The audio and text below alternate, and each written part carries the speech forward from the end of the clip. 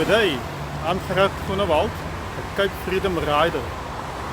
I ride for freedom on behalf of all the minorities in South Africa.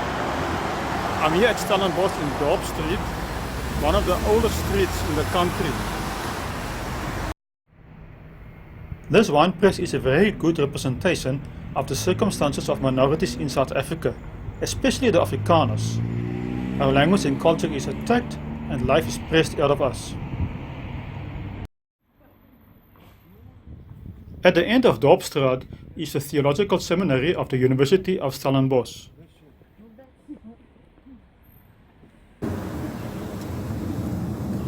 In 1858, the Cape Dutch Reformed Church established the Theological Seminary, and from 1859 they taught in this building. This memorial is in honor of the 4 reverends who founded the seminary. It says in the Bible that we must honor those who went before us. In Hebrew 13 verse 7. They were all Afrikaans speaking.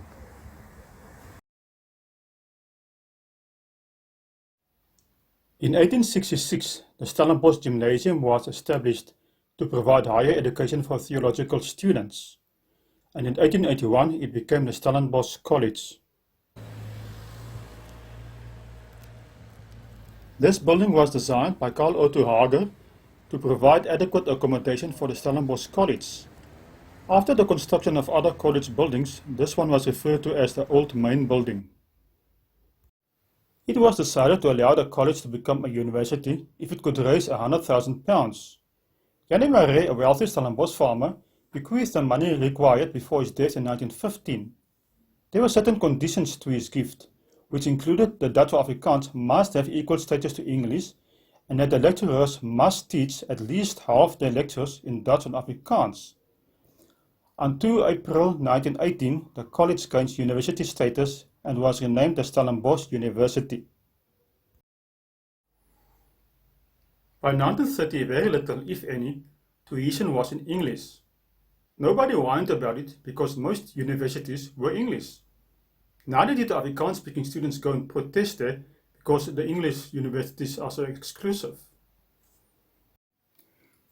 There are 26 universities in South Africa, of which only 4 have used, that's past tense, Afrikaans as their language of instruction: Stellenbosch, Bloemfontein, Potchefstroom and Pretoria. Today it is only the University of Potchefstroom whose primary language is Afrikaans.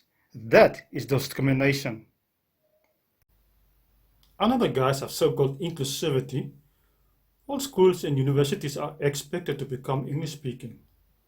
The British imperialists who advocate this are very sly. They pretend that they want bilingual schools and universities, but we all know that it is just an intermediate step to the total takeover of English.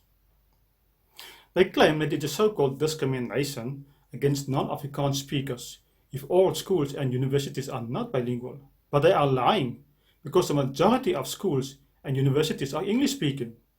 If they were consistent in their reasoning, then they should have insisted that all the schools and universities are bilingual, which are not the case. So, the real people who are being discriminated against are Afrikaans speakers, especially Afrikaners.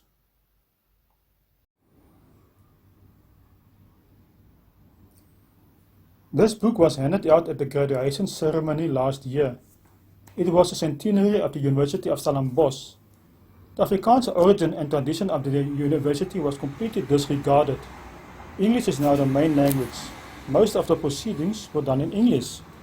According to this book, most degrees are also now being done in English. You would have expected that they would sing at least one song in Afrikaans, but before the ceremony, the band only sang Xhosa songs.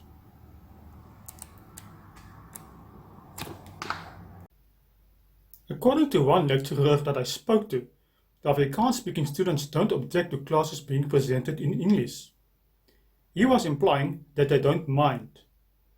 The truth is that Afrikaans-speaking students are intimidated and are afraid that they will be branded as racists if they dare to stand up for what is right. If the University of Stellenbosch don't keep to the conditions of the testament whereby their founding was funded, then they must return that money to the Afrikaans-speaking community.